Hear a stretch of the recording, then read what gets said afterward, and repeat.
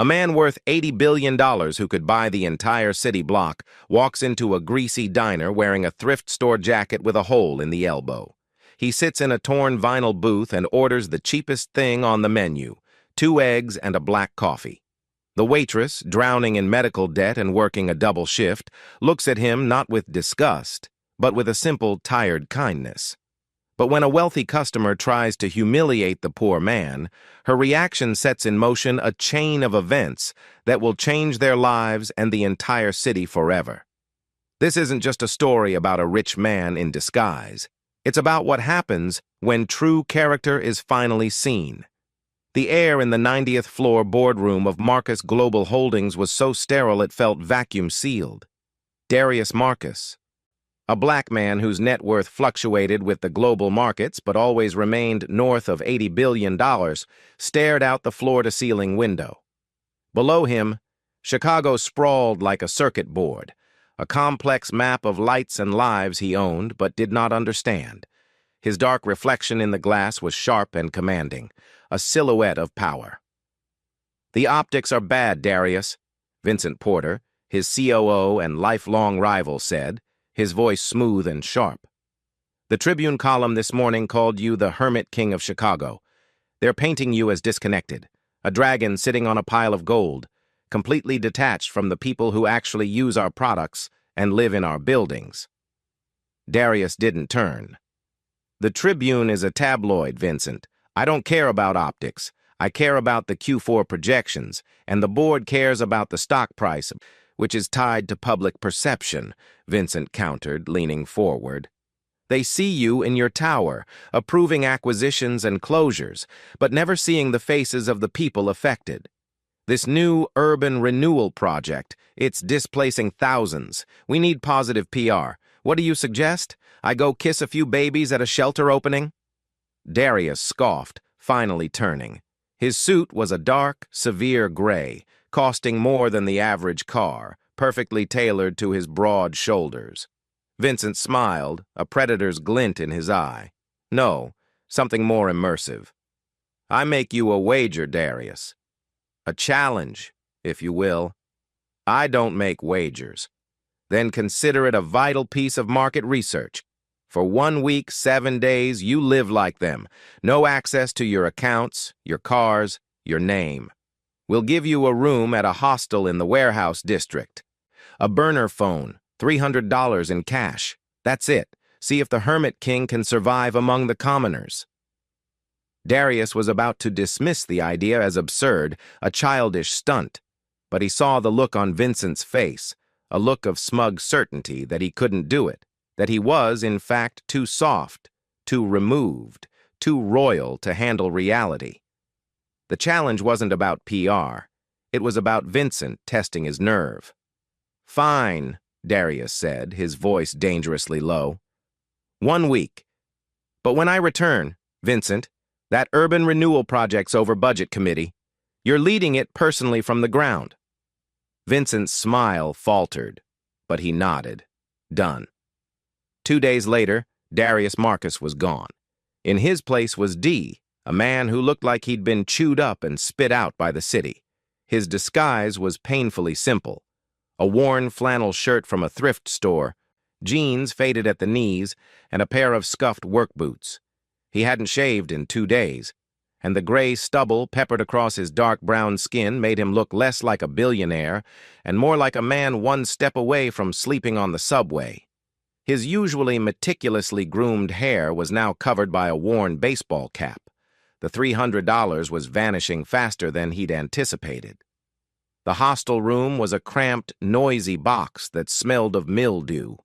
For 48 hours he had walked the streets, invisible. People didn't just ignore him. They looked through him, his power, his name, his sheer presence. It was all gone, stripped away by a cheap flannel shirt. He was just another black man struggling to get by, someone the city had trained itself not to see. He was hungry. Not the polite, I should schedule lunch hunger he was used to, but a gnawing, hollow ache in his gut. He had $40 left to last him 5 more days. He found himself standing outside the Silver Spoon Diner. It was a relic, a long, narrow eatery wedged between a pawn shop and a laundromat. The sign flickered, the E in spoon buzzing erratically. The windows were steamy, hiding the inside. He smelled grease, stale coffee, and the sharp tang of industrial bleach. He pushed the door open. A small bell tinkled. The diner was real. It was everything his boardroom was not. The vinyl on the booths was cracked, revealing yellow foam. The floor was worn checkerboard tile, a long counter stretched down one side, where a few tired-looking men nursed coffee mugs. In the air was the sound of sizzling, the clatter of plates, and a low, static-filled radio playing a forgotten 80s song. He slid into a booth by the window. The seat was cold. He felt a dozen eyes flick to him, assess him and dismiss him.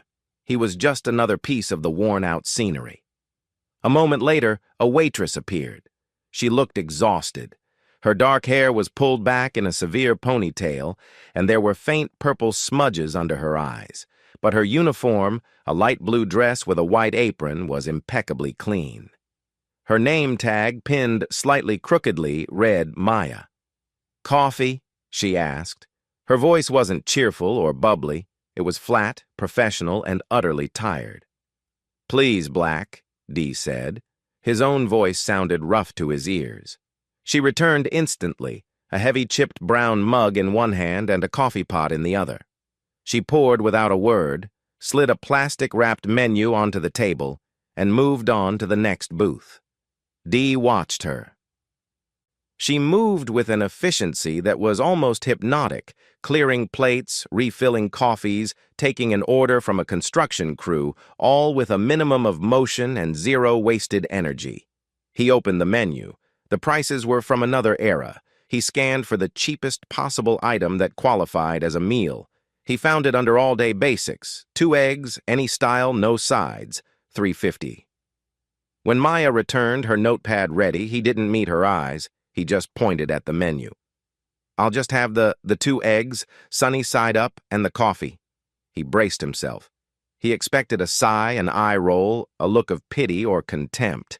He was, after all, taking up a valuable booth for a $3.50 order. Maya simply wrote it down. "Coming right up," she said in that same flat professional tone. She turned, clipped the order to the rotating wheel for the cook, and went back to the coffee pot. Darius Marcus watched her go. She hadn't judged him. She hadn't smirked. She hadn't done anything at all. She had simply treated him like a customer. In his current state, it felt like an act of profound dignity. He wrapped his cold hands around the warm, bitter coffee mug, and for the first time in a week felt a strange, unfamiliar flicker of human warmth. Dee sat nursing his coffee, waiting for his meager breakfast. The diner was filling up with the morning rush. The noise level rose, a symphony of clattering forks, gruff morning greetings, and the relentless sizzle from the kitchen. Maya moved through it all like a shark, all speed and efficiency, her face a mask of neutral politeness. The bell on the door tinkled again, but this time it was followed by a wave of loud, obnoxious laughter. A man and a woman strolled in, demanding attention. The man was in his late 30s, wearing a suit that was just a little too shiny, and a watch that was clearly a status symbol.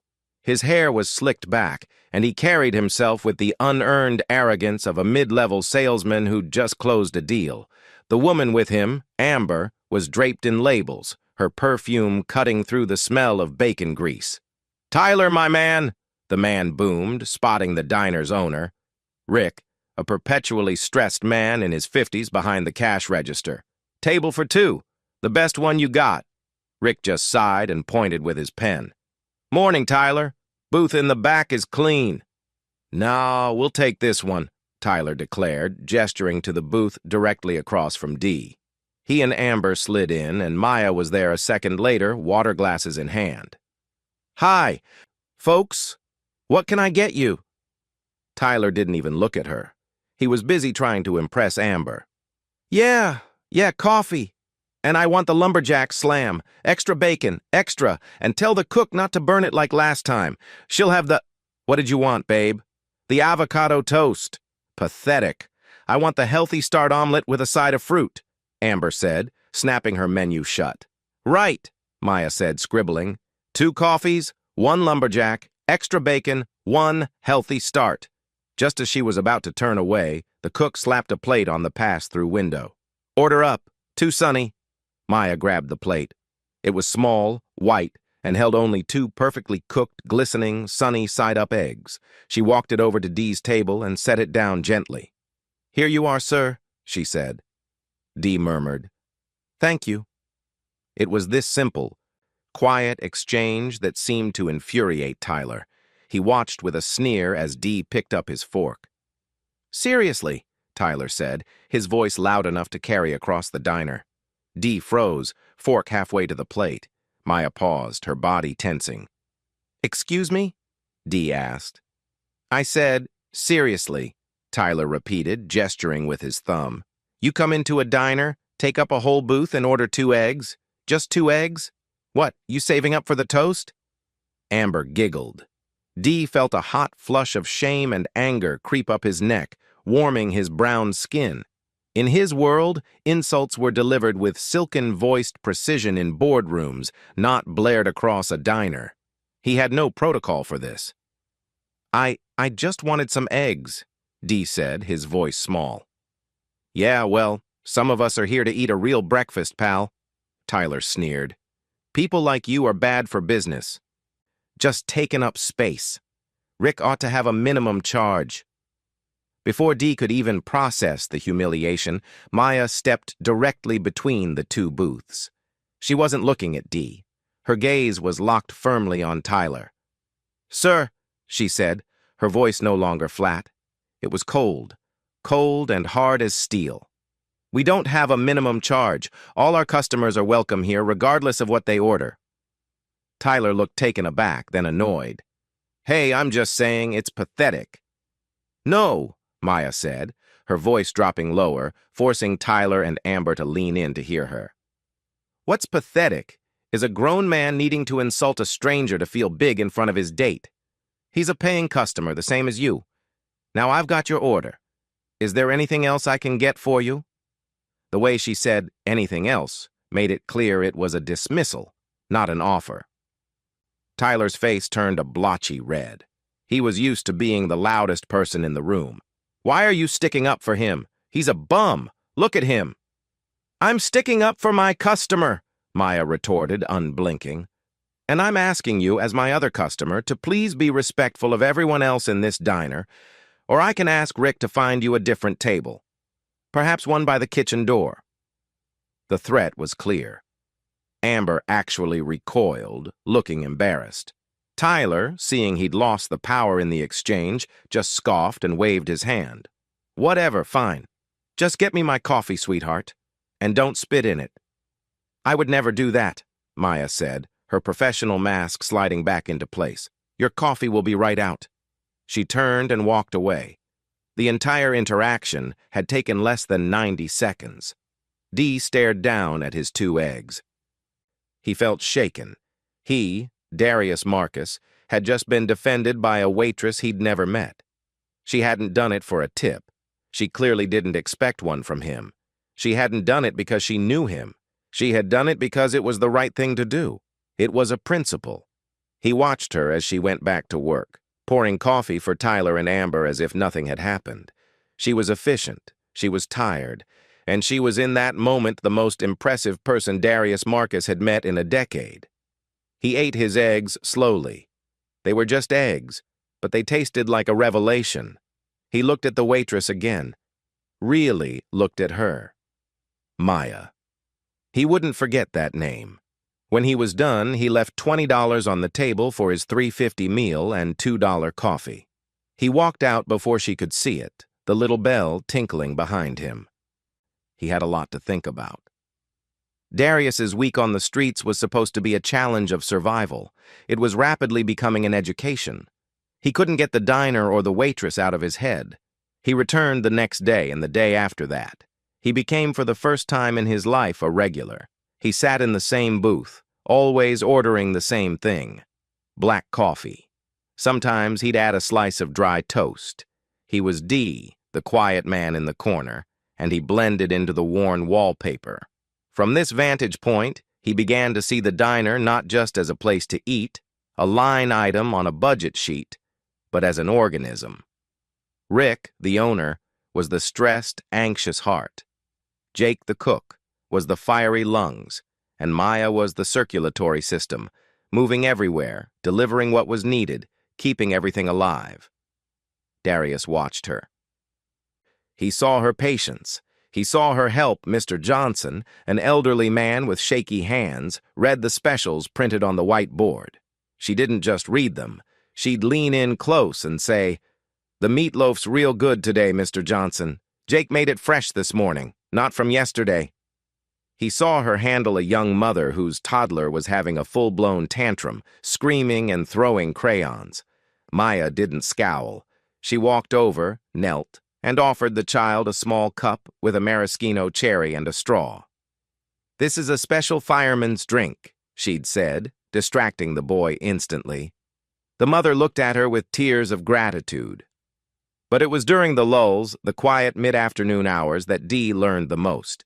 He'd sit for hours on one coffee, and Maya, accepting him as part of the furniture, would work on other things. He saw her behind the counter, her back to the diner with a massive, heavy textbook open. He squinted. It wasn't a community college pamphlet. It was advanced corporate finance. One afternoon, he saw her on the payphone by the restrooms, her back rigid.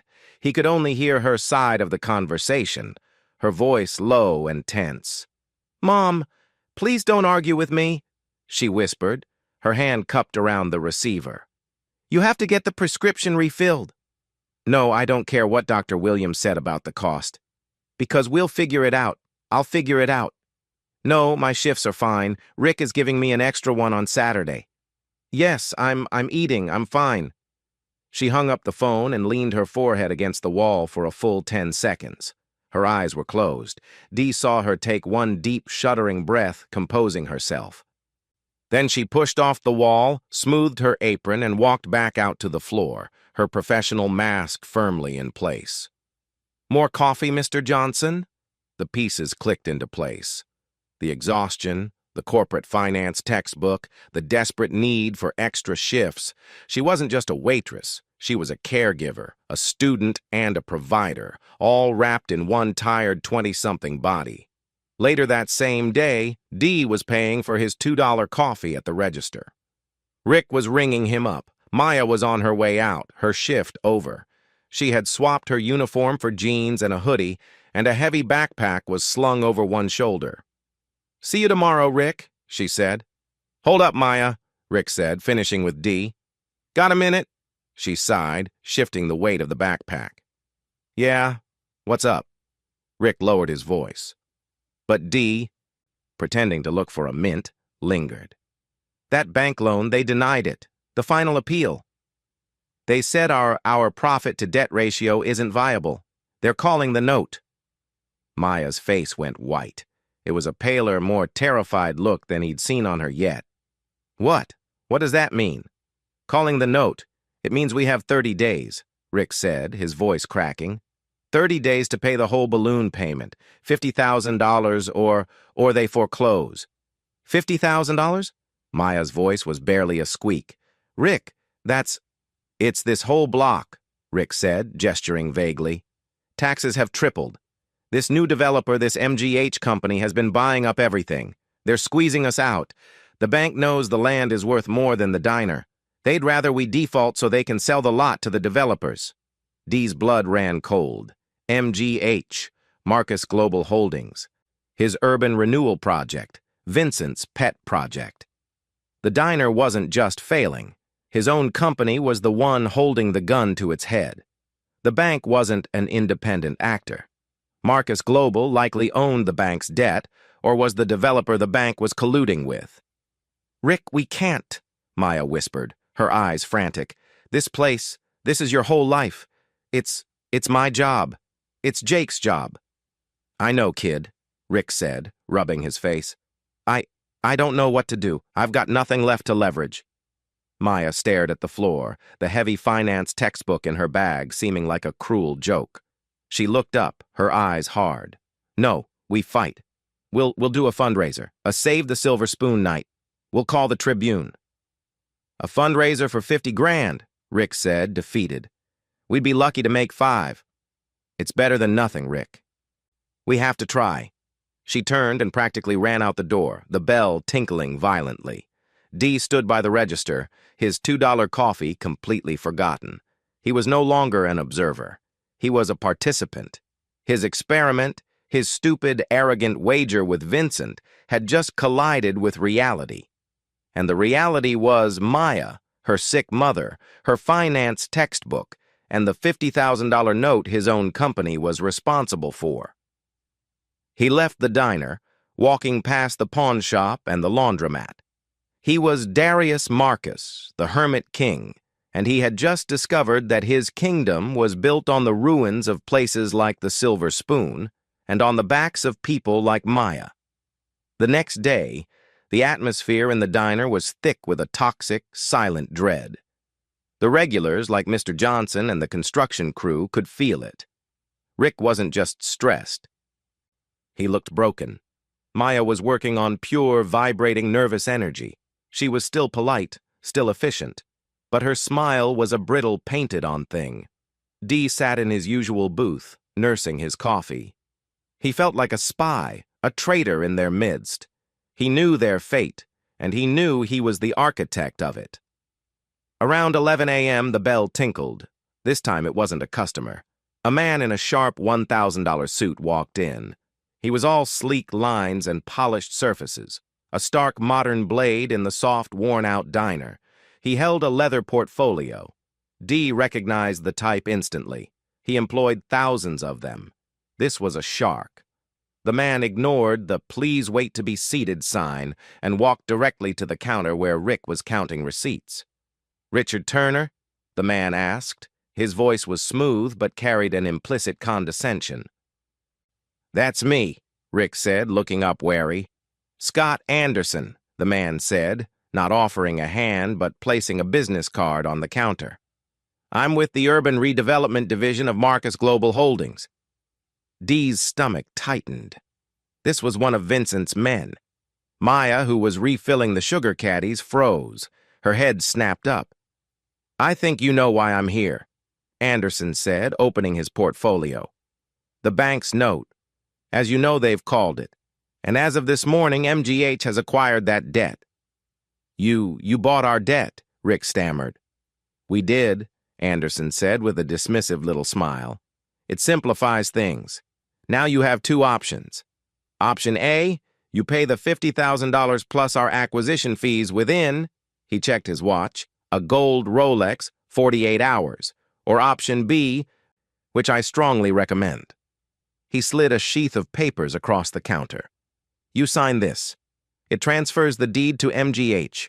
We forgive the debt, and as a gesture of goodwill, we'll give you $5,000 for relocation expenses. You'll be out by the 1st of the month." $5,000? Rick's voice was a choked whisper. "This place is worth 10 times that. My equipment alone—" "Your equipment is 20 years old, Mr. Turner. Your goodwill is non-existent. Your books are a disaster. We're not buying your diner. We're buying the dirt it sits on. The $5,000 is a gift. I'd take it." This was when Maya moved. She put the sugar caddies down with a sharp clack and walked right up to Anderson. Dee had seen her face down Tyler. This was different. This was not a bully. This was an executioner. "You can't do this," she said, her voice shaking but full of fury. Anderson finally turned his gaze to her. He looked her up and down, the apron, the sensible shoes, the ponytail, and dismissed her. "I don't believe I'm speaking with you, sweetheart."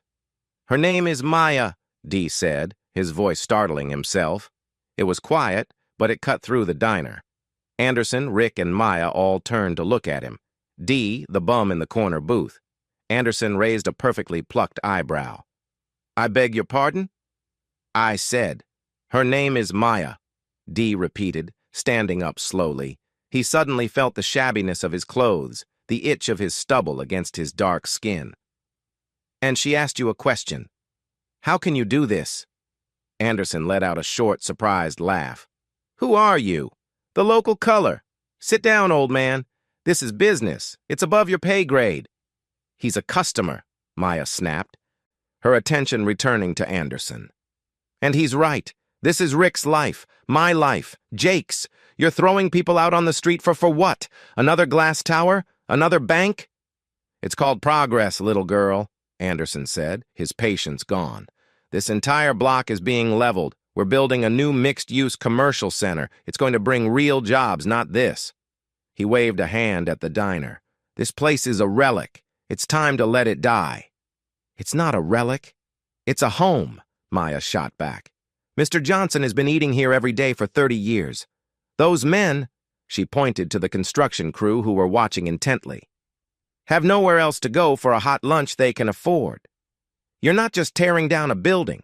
You're tearing down a community. That is a very sweet, very naive sentiment, Anderson said, turning back to Rick. But it doesn't pay the bills. Rick, the clock is ticking. You have 48 hours to decide. The $5,000 offer is only good for today. If I walk out that door, it's gone. Tomorrow, we just take the building. Rick looked at the papers, his hand shaking. He looked at Maya, his eyes full of defeat. He looked at Jake, who was standing motionless in the kitchen window, a spatula in his hand. Get out, Rick whispered. What? Anderson said. Get out of my diner, Rick said louder this time. He pushed the papers back across the counter. Get out. Anderson stared, genuinely shocked. He'd expected a broken man. He got one, but one with a last spark of defiance. He slowly, deliberately gathered his papers. Very well, Anderson said, his voice frigid. You've made a terrible, terrible mistake. We will begin foreclosure proceedings immediately. You, your cook, and your little attack waitress here will be on the street by Monday. Have a nice day. He turned on his heel and walked out, the bell tinkling mockingly behind him. The diner was dead silent. Maya stood frozen, her chest heaving. Rick slumped onto a stool, put his head in his hands, and for the first time began to openly weep. Dee sat back down in his booth. He felt a cold, precise rage he hadn't felt in years. This wasn't business. This was a mugging. And Scott Anderson, his employee, had just threatened a good man and insulted the one person who had shown Dee any kindness. Vincent's urban renewal project wasn't just bad optics. It was rotten to the core. His experiment was over. It was time for Darius Marcus to come back. The rest of the day was a blur of quiet despair. The Silver Spoon Diner felt like a funeral home. Mr. Johnson came in, saw Rick's face, and wordlessly ate his meatloaf. The construction crew was subdued. Maya moved like a ghost, her face pale, her textbook completely forgotten. Dee stayed. He couldn't leave. He ordered another coffee and another. He watched Maya mechanically wipe down the counter, her eyes red and puffy. He finally stood and walked over to her. Maya. She looked up, startled. Oh, Dee, sorry. You need something? I heard what that man said about everything. She gave a bitter, sharp laugh. Yeah, well, progress, right? The little guys always get crushed. She slammed a salt shaker down. I don't know what to do. I read that textbook every night. Corporate finance. I'm trying to learn their language, how to build something, and they just take it with a piece of paper. What would you do? Dee asked, his voice low. What? If you could do something, if you had, I don't know, power, money, what would you do? Maya stopped wiping. She leaned on the counter, staring at the worn Formica. I'd save this place, not just for me, for Rick. He gave me a job when no one else would. When my mom first got sick, he lets me study here. He's a good man. He doesn't deserve this. She looked around the diner. It's not just Rick. It's Mr. Johnson. It's Jake. He's got 2 kids. This isn't just a balance sheet. That's what they don't get. That's what that vulture Anderson doesn't get. It's a place, a real place. You can't just put a price on that. She finally looked at him, her eyes searching his. What's your dream, Dee? If you're not just here, what would you do? The question caught him off guard. No one had asked him that in 30 years.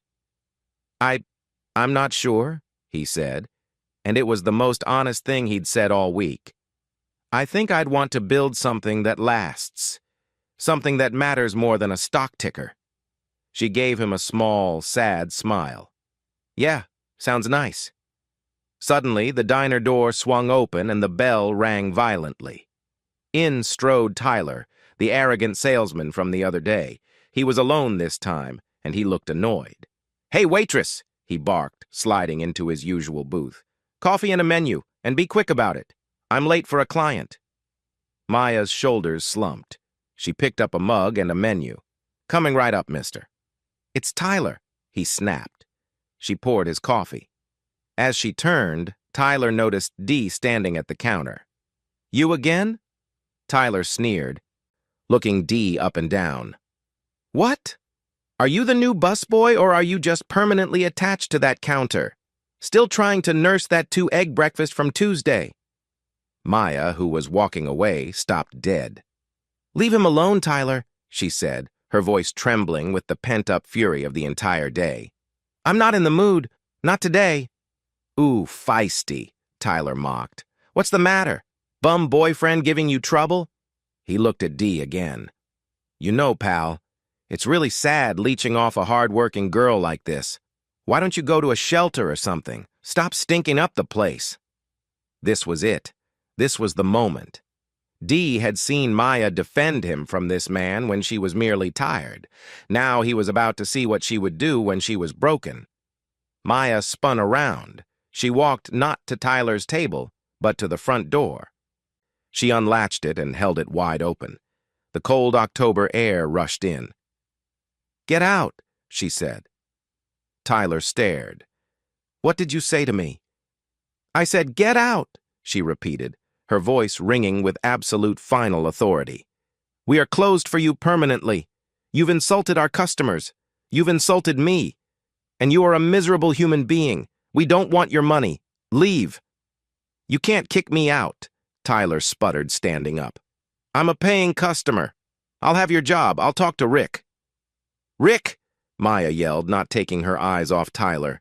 Rick came stumbling out of the back office, his eyes bloodshot. "What? What is it?" "I am refusing service to this man," Maya said, pointing at Tyler. "He is harassing another customer and me. I want him gone. Do you support me?" Rick looked at Tyler, who was puffed up with indignation. He looked at Maya, who was standing like a statue, her hand on the door. He looked at Dee, the quiet man who had been the subject of the abuse. Rick walked to the counter, picked up the phone, and started dialing. "Yeah, I support her. Sir, you can leave on your own or you can explain it to the police. Your choice." Tyler's face went from red to white. He was a bully, and his bluff had been called. This is ridiculous. This place is a dump anyway. You'll be hearing from my lawyer." "Great," Maya said. "Tell him to send his letters quickly. This dump might not be here next week, thanks to people who think they own the world." Tyler grabbed his coat, threw $2 on the table for the coffee he hadn't drunk, and stormed out, shoving past Maya. She slammed the door behind him and locked it. She flipped the open sign to closed, even though it was only 3 p.m. The diner was silent again. "Maya," Rick said, looking stunned. You shouldn't have." "I should have," she said, her voice shaking. "If we're going down, Rick, we are going down with some dignity. We are not going to be some rich jerk's punching bag, not while I'm here." She leaned against the door, the adrenaline finally leaving her. She slid down the wall and sat on the floor, burying her face in her hands. "Oh God, Rick, I think I just cost us a customer." "It's okay, kid." Rick just walked over and sat on the floor next to her. "It's okay. He was a jerk anyway." Dee watched them, this broken owner and his lion-hearted waitress, sitting on the floor of their doomed diner. He had seen her kindness. He had seen her fury. He had seen her dignity. He had seen enough. He walked to the door. Maya looked up, her face stained with tears. "Thank you for that," Dee said, his voice rough. "We look out for our own," Maya whispered. "Yes, you do." He unlocked the door and walked out. He didn't go back to the hostel. He walked 3 blocks, turned a corner, and saw a black sedan idling. It had been waiting for him 24/7 for the entire week. He tapped on the window. His security guard, Marcus, a man who hadn't seen him in this state before, stared in shock. "Mr. Marcus!" Dee pulled open the back door and slid in. The smell of rich leather and sanitized air was a shock. "Take me home, Marcus," Darius said, "and get Vincent Porter on the phone now." The next morning, the sky was a flat, unforgiving gray. It was 10 a.m. Inside the Silver Spoon Diner, the mood was funereal. Rick and Maya were there. Jake was in the kitchen, but he wasn't cooking. There were no customers. Rick had locked the door. They were waiting for the 48-hour deadline to expire. They were waiting for the end. "I called the Tribune," Maya said, sipping a cold coffee. "They said they'd look into it, which means they won't." "I called my cousin, the lawyer," Rick said. He said, "We're well and truly screwed." That's a direct quote. A sharp, authoritative knock echoed on the glass door. "He's back," Rick whispered, his face ashen. Maya stood up, her jaw set. "Let him in. We'll face him." Rick walked over and unlocked the door. Scott Anderson entered, a smug, satisfied smile on his face. He was holding his leather portfolio. "Good morning. I see you've decided to be sensible. I have the severance papers right here. $5,000 as promised. Sign here and we'll have your things cleared out by—" "We're not signing," Maya said. Anderson's smile vanished. "Excuse me. We've been over this. The foreclosure is filed. It's over. This is just a courtesy, too." "You're sure about that?" a new voice said. Anderson spun around. Standing in the doorway where Anderson had just been was a man. He was flanked by 2 other men in severe dark suits and one woman holding a briefcase. This new man was tall, imposing, and dressed in a bespoke navy blue suit that probably cost $20,000. His hair was perfectly styled in a close-cropped fade, his jaw clean-shaven, and his deep brown skin radiated authority. His eyes. Maya's breath caught in her throat. She knew those eyes. Rick stared. "Dee? Is that—" The man was Dee, but he wasn't. He was a different person entirely. The worn-out, beaten-down sadness was gone, replaced by an aura of absolute terrifying power. Anderson's face, however, went from smug to confused to bone-white terror in the span of 3 seconds. He looked like he'd seen a ghost. Mr. Marcus," Anderson stammered, his portfolio slipping from his hand and hitting the floor with a dull thud. "Sir, I had no idea. What are you doing here?" Darius Marcus ignored him. He looked past him, his gaze settling on Maya. "Maya, Rick? My apologies for this interruption," Darius said. His voice was the same, yet entirely different. It was smooth, educated, and resonant with command. "Mr. Marcus?" Maya said, her mind completely unable to connect the 2 images. I don't understand. You're Dee. You're the man with the 2 eggs." "Sunny side up," Darius finished, a small, grim smile touching his lips. "Yes, I was. And I must say, Jake, they were excellent." Jake, peeking from the kitchen, just nodded dumbly. "Sir, I can explain," Anderson yelped, scrambling to pick up his papers. This is just a standard acquisition, a minor property on the new development block. It's just business." Darius finally turned his cold, powerful gaze on Anderson. "Just business, Scott? Is that what you call threatening a man in his own shop? Insulting his staff, offering him $5,000 for a property you and I both know is the linchpin of the whole block?" "Sir, I was just following the directive from Mr. Porter's office. Acquire at all costs. Keep the overhead low. That was the memo." Anderson was sweating now, his polished veneer cracking wide open. "Mr. Porter's memo did not, I assure you, include being a cartoon villain," Darius said dryly. "You told Mr. Turner this place was a relic that needed to die.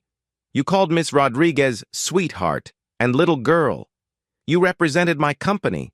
My name with a level of thuggery I find appalling. Sir, I... Scott, Darius said, cutting him off. You're fired. It was so simple, so fast. You can't... I can. I just did. The two men behind me are from security. They will escort you back to your office. You will pack your personal items. Your severance will be nothing. Now give your briefcase to Janet. The woman with the briefcase stepped forward. Anderson, looking utterly destroyed, handed it to her. Get him out, Darius said. The security men took Anderson by the elbows. Mr. Marcus, please, he pleaded. My career, my... They guided him out the door. The bell tinkled, and he was gone. The diner was silent. Darius Marcus stood in the middle of the room, the billion-dollar man in the five-and-dime diner. He turned to Rick and Maya, who were clutching the counter for support. Mr. Turner, Ms. Rodriguez, I am Darius Marcus. I am the CEO and founder of Marcus Global Holdings, and I am deeply, truly sorry for what my company has done. He walked over to the counter and unclipped a pen from his jacket. He took the foreclosure papers from Anderson's fallen portfolio and in a single bold stroke wrote, Void, across the front page. He signed his name, D. Marcus. This is over, he said, sliding the paper to Rick. The debt is canceled. The Silver Spoon Diner is and will remain your property, free and clear. Rick looked at the paper. He looked at Darius. He sank onto a stool, his legs giving out. Maya just stared at Darius, her mind racing. The quiet man, the textbook, the fight with Tyler, his question. What would you do if you had power? It was you, she whispered, her voice weak. You were what? Testing us? I was testing myself, Darius said, his voice softer. I was lost. My company, my life, it had become sterile, disconnected. I was told I didn't understand the real world, so I came to see it. I didn't expect to find this. I didn't expect to find you. He looked at her, his gaze direct, and filled with a profound respect. Your kindness to a man you thought was a bum. Your defense of him against that bully, Tyler. Your character, Maya. When you had every reason to be bitter, you were kind. When you were facing ruin, you were dignified. You reminded me of what value actually means. The door tinkled again. A man rushed in, looking frantic. It was Vincent Porter, Darius's COO. Darius, thank God, Marcus called me. What is this? What are you doing? I've got Anderson screaming on the phone. You can't just fire him. That foreclosure is vital to the... Vincent stopped. He saw the diner. He saw Rick. He saw Maya. And he saw the look on Darius's face. The wager is off, Vincent, Darius said. What? But you completed the week, Vincent said, confused. I said it's off because I won. Darius said, I found the one thing our $80 billion company is completely bankrupt in, integrity. And as for the urban renewal project, it's canceled, effective immediately. Canceled? Vincent shouted. Darius, that's a 9-figure project. The board will have your head. Let them try, Darius said. I'm dissolving the urban renewal division. We're not in the business of tearing down communities anymore. We're in the business of building them up. He turned back to Maya. Which brings me to my offer. Maya stared, her head spinning. An offer? This isn't charity, Darius said quickly, holding up a hand. I saw you studying, Maya. Advanced corporate finance. I saw you run the numbers on a fundraiser in your head when Rick told you about the loan. You're smart, you're tough, and you have something my entire company lacks, a moral compass. He took a step closer. I'm not canceling the project, Vincent, he said, looking over his shoulder at his stunned COO. I'm pivoting. I'm creating a new division at Marcus Global, the Marcus Community First Initiative.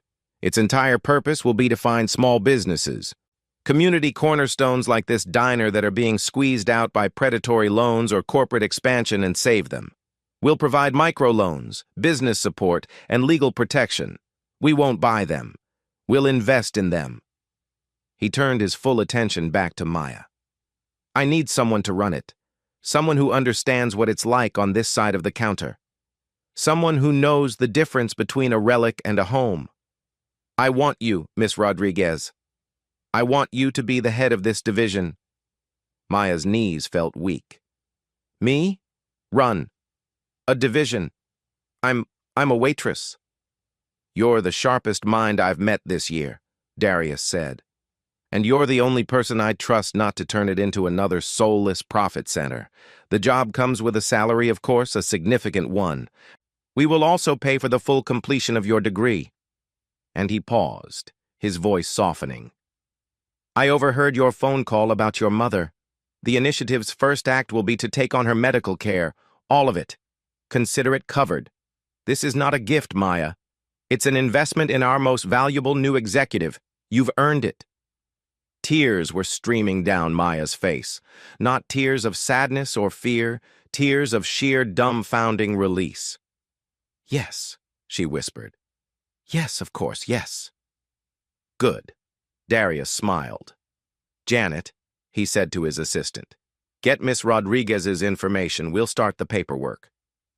Just then, as if the universe had a sense of comedic timing, the doorbell tinkled. Everyone turned. It was Tyler. He stormed in, his face a mask of self-righteous fury. I knew it, he shouted, pointing a finger at Maya. Rick, I just spoke to my lawyer. You cannot refuse service to me. I'm filing a suit against this whole dump for His voice died. He saw the men in suits. He saw Vincent Porter. And he saw D the bum, now wearing a $20,000 suit, his dark skin glowing with power and authority, looking at him with the cold indifference of a god. Tyler, Darius said, his voice dangerously pleasant. What a surprise. Please come in. Tyler froze. What? You work for Precision Sales, don't you? Darius asked. Yes, I'm their top associate. Darius corrected. Precision Sales has a $50 million annual contract supplying office equipment to Marcus Global's entire North American portfolio, a contract which as of about 30 seconds ago is under full and immediate review. Vincent Porter's head snapped up. Darius, we can't. Their pricing is locked in. We can, Darius said. I will not have my company associated with any firm that employs bullies.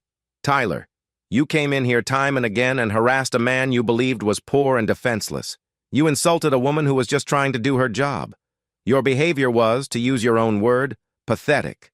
You can tell your boss that Darius Marcus pulled the contract personally. You might want to update your resume. Tyler's face was a grotesque mask of horror. He opened his mouth, but no sound came out. He just turned and stumbled back out the door, a broken man. The karma was instant. It was total. Darius turned back to the room. He looked at Rick, who was now clutching the void-marked paper like a winning lottery ticket. Rick, your diner needs work, Darius said. The booths are torn. The sign is flickering. My new division's second act will be to fund a full top-to-bottom renovation of the Silver Spoon. Whatever you need, no strings, no loan. Consider it back pay for the education you all gave me. Rick just nodded, tears flowing freely. Thank you, Mr. Marcus. Thank you. Months later, the Silver Spoon Diner was gleaming. It had new vinyl booths in the same classic blue, a new non-flickering neon sign, and a polished floor, but the charm was the same. Jake was still in the kitchen. Rick was at the register laughing. Mr. Johnson was in his usual booth. The bell tinkled. Darius Marcus walked in wearing a casual sweater, not a suit, his warm brown skin catching the afternoon light. Afternoon, Darius. Rick grinned. Rick? Darius nodded. He slid into his old booth. A moment later, Maya approached. She was dressed in a sharp blazer and dark jeans, holding a tablet. She looked transformed, confident, rested, and vibrant. You're late for our meeting, she said, a playful smile on her lips. I know, Darius said. I was reviewing the Precision Sales fallout. Their stock dropped 30%. They fired Tyler. Good, Maya said. She sat across from him, opening her tablet. Now, About the community project in the warehouse district. I've identified 3 businesses just like this one being squeezed by the new urban renewal group on that side of town. You're enjoying this, he observed. I'm good at it, she corrected. Mom's new doctor is amazing, by the way. Thank you. I'm glad. There was a comfortable working silence. Finally, Maya looked up from her tablet. Can I get you anything? Darius Marcus looked at his new colleague, his partner in this new venture. He looked at the diner he had almost destroyed and had instead saved. He smiled. You know, he said, I'll have 2 eggs, sunny side up, and a black coffee. Maya's smile widened. She didn't even write it down. Coming right up. What we just saw wasn't just about a rich man learning a lesson. It was about the incredible quiet power of dignity. Maya didn't know a billionaire was watching. She defended Dee because it was the right thing to do. She stood up to that bully Tyler and the corporate vulture Anderson, not because she thought she would win, but because her integrity was not for sale. This story shows us that character isn't who you are when the boss is watching. It's who you are when you think no one is. True value isn't in a bank account. It's in how you treat the person who can do nothing for you. What did you think of Maya's courage? Have you ever seen someone stand up for a stranger like that? Let me know your thoughts in the comments below. If this story touched your heart, please hit that like button, share it with someone who needs to see it, and be sure to subscribe to the channel for more real-life stories that will inspire you. Thank you for watching.